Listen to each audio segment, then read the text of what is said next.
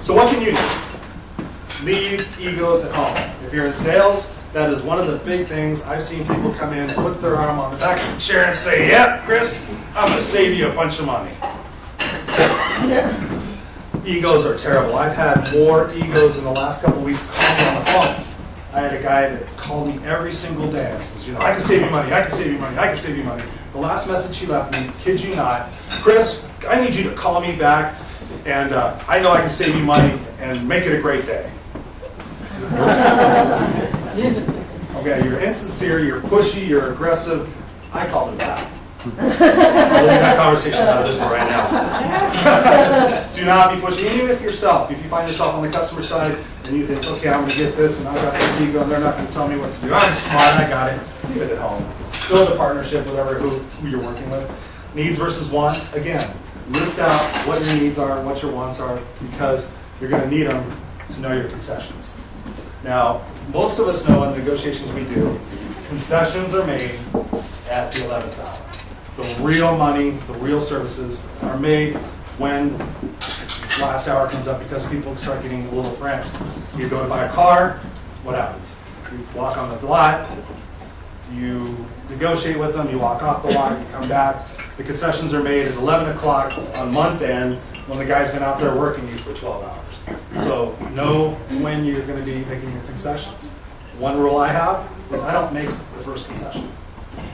I don't make the first concession, and I'll tell you why. I learned a valuable lesson. I made a concession. I thought, okay, I'm going to be a partner. I'm going to be a partner. I'll tell you what. I'll go ahead and drop this in exchange for that.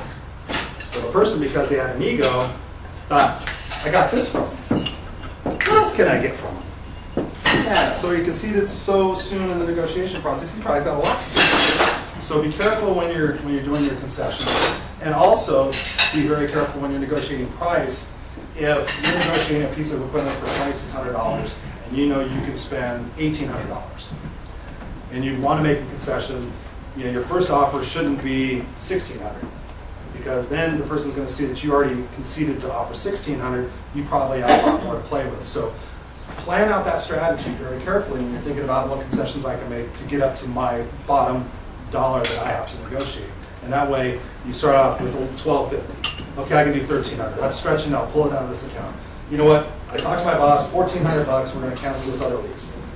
Wait and do your concessions in that planned strategic mode, and that way it will set up you for success later on. Research. Obviously, do your research. We live in a technological age this time. Google. There's so much information on the internet. I can't even kid you. There's the networking information you have in here. Do your research about the equipment you want, the processes you're trying to solve, the services you want, and also know the pressures that people are going under. I know that personally the sales people are under pressure at month end, quarter end, year end. I know a lot of companies are under pressure right now to write deals. Not necessarily make a lot of money on them, but to write deals, keep the equipment moving out. And that's how I've successfully negotiated the high volume print equipment in my print center. Our lease isn't up until for another year, but I know that if you're looking to buy something, you're looking to increase your productivity, now is the time, because they have to write those deals. They lowered my monthly lease payment, we increased our productivity, we got new machines, and we also got some value-added services out of that. And also I didn't take the person to the bank. We did the same thing with our mail center equipment. We did our research, we called them in, we're partners, they know me to be a valued customer, and I said, listen, I need your best foot forward. I'm trying to save my company money, what can you do for me? And knowing my alternatives, we negotiated, and I saved the company money on both of those things in a down economy, and increased productivity, and we're geared up for the future 5 years. And knowing your options, again, knowing what you can do throughout the negotiation process. There's nothing worse than knowing somebody has to buy from you, because there's no negotiating in that. So if you know your options, even if your options aren't something you would consider, make sure you understand what those options are, because you can use those in the negotiation process. Case in point, we were working with the mail center equipment, and we've had the mail center forever. I know I need the mail center, but I also know I can outsource all that. So I started doing my research and started understanding what would it take to really outsource that equipment. And when the person was saying, yeah, Chris, you've always done business with us, and we know you'll come back, and I'll make you a good deal. I'm like, you know what, I appreciate the good deal. I said, but I'm actually looking at outsourcing. What's your experience with that? You know, if we just decide not to purchase any new mail equipment, what would that do for us?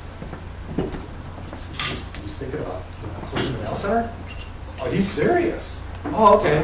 Oh, well, you need to consider this, you need to consider that. Oh, yeah, wow, that's, I would see, who's that? But when they see that you're intelligent, you've done your research, they know they have to sharpen their pencil, because if you, I mean, we get to that later, you have to make that decision if you're willing to go that far.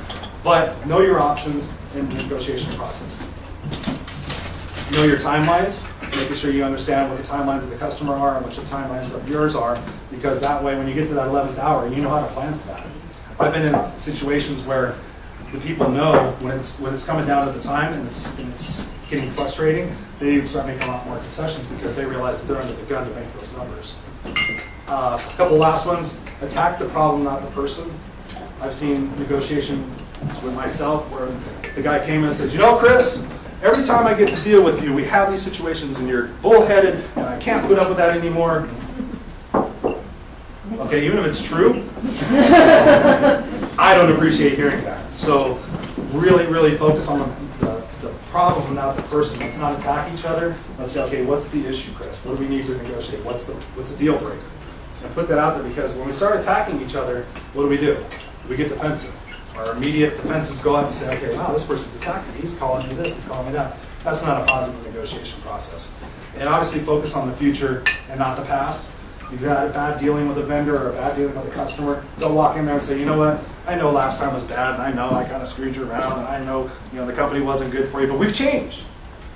Don't focus on that, because half the time people they're gonna go, but that might bring up old feelings again. Focus, hey, you know what, here's what I can do for you today.